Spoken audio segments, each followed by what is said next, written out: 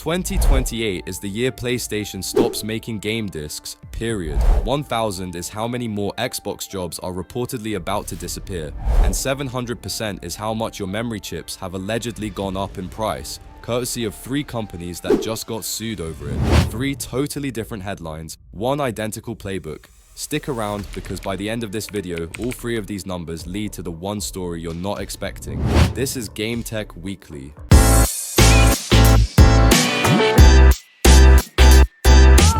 On July 1st, Sony made it official. PlayStation stops manufacturing discs for new games in January 2028, full stop. Why now? Because roughly 80% of PS4 and PS5 game purchases are already digital. Sony isn't starting a trend here, it's catching up to one. Games released before the cutoff keep their discs. Everything after ships digital only, though Sony hasn't said how it will still sell games at retail. Translation: discs cost money to press, box, ship, and restock. Digital sales skip all of that, and they never resell. Every GameStop trade-in is revenue Sony only collects once. Pair that with GTA 6 already skipping the disc for its own November box, and you've got the platform holder and the biggest publisher on earth making the same call in the same summer.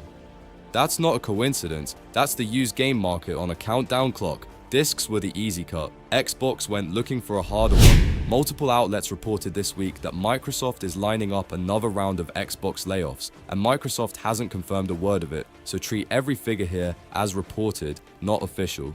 The claim: Microsoft is weighing closing or selling 5 studios: Compulsion, Double Fine, Ninja Theory, Undead Labs, and Arcane, with cuts reportedly starting around July 6th. The number being reported is around 1,000 jobs, on top of the 3,700 already tracked industry-wide this year. The one that'll sting: Arcane and its in-development Marvel's Blade. Reports say the game slipped a year, blew its budget, and is now sitting on the chopping block. A familiar pattern for projects caught inside a division under pressure to show a return on a $69 billion acquisition. None of this is confirmed. If it doesn't hold up, I'll correct it next week. But while one platform holder is cutting, one publisher just found the budget to give players something new, for free. The Kortz Center Heist, GTA Online's first brand new heist in about 6 years, drops July 14th across every platform the game still runs on, PS5 down to the original Xbox One. You're robbing an art gallery, solo or with up to 3 friends, and Rockstar's running a prep event through July 13th, paying out up to $1 million in-game dollars just for logging in and running a heist. Here's the real story. A 13-year-old game is getting a flagship update for free 5 months before its own sequel launches. That's not generosity, that's Take-Two keeping shark card revenue alive as long as possible, because there's no reason to let a reliable income stream go quiet just because GTA 6 is coming. Like a band playing one last stadium show right before the new album drops. Nobody's confused about which one people actually came for, but the old set list still sells out. It's probably the last major GTA Online update Rockstar ships before November 19th. Worth noticing who's cashing in on it, because the people who built it are fighting for something very different this week. If you've bought RAM, a graphics card, or a console this year, you've felt this one already. A class action filed June 25th accuses Samsung, SK Hynix, and Micron of coordinating a shift away from consumer memory toward the memory AI data centers need, allegedly driving DRAM prices up 700% in 4 years. That's an allegation, not a verdict. Micron denies it and says it will fight the suit, but the price pressure itself isn't in dispute. Valve has already said its own Steam machine cost more than planned because of memory and storage prices. Here's what should actually worry you. This was never really about gamers. Data centers pay more and pay reliably, so that's who chip makers build for first. Gaming hardware gets whatever capacity is left over.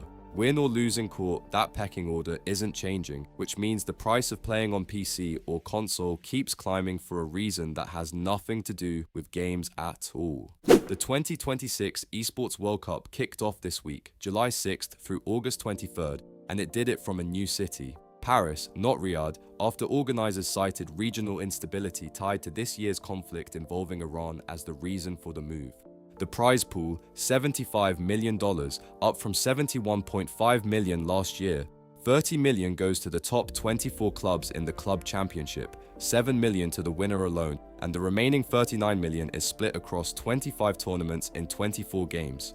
Esports funding has cooled for 2 years running, with investors pulling back and team valuations getting a reality check. But when an event can relocate continents on a few months' notice and still write a $75 million check without blinking, that tells you exactly which part of esports is still healthy.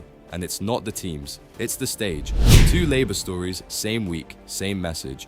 Rockstar's internal union, formed back in May of last year, is pushing for formal recognition, and this week, the union backing them, United Video Game Workers, CWA, launched a Game Worker Hardship Fund, $1,000 to $5,000 in grants for rent, groceries, or medical bills, open to anyone the layoffs have hit, member or not. Current Rockstar staff have separately alleged pay gap issues and crunch baked into their contracts, and they want this resolved before GTA 6 launches November 19th. Meanwhile, in Barcelona, Ubisoft staff are striking 6 days spread across 3 weeks after the studio cut 51 jobs, roughly 28% of its workforce, in an early June restructuring. They're demanding job protection, restored remote work, and a real pay review. Same pattern as everything else this week. Publishers run leaner, and the people actually building the games absorb the difference. Rockstar just shipped free content to keep players spending on a 13-year-old game. Its own staff are fighting for a union. Both things are true in the same building at the same time. So here's the through line. Sony cut the disc. Microsoft allegedly cut 1,000 jobs. 3 chip makers are accused of quietly starving gamers of memory to feed AI data centers instead. And Rockstar spent real money shipping free content to protect a 13-year-old game while its own staff fight just to be heard.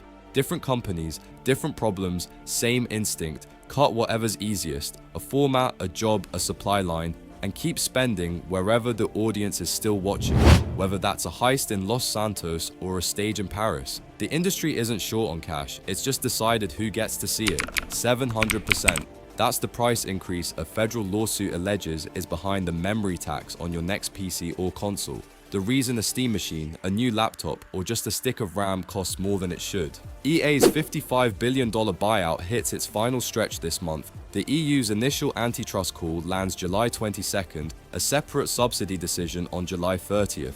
Either one stalling turns one of gaming's biggest ownership changes into a much longer story. We're watching. That's GameTech Weekly, the money behind the game. If this just saved you from scrolling 5 gaming sites for the same information, subscribe. New episode every Friday.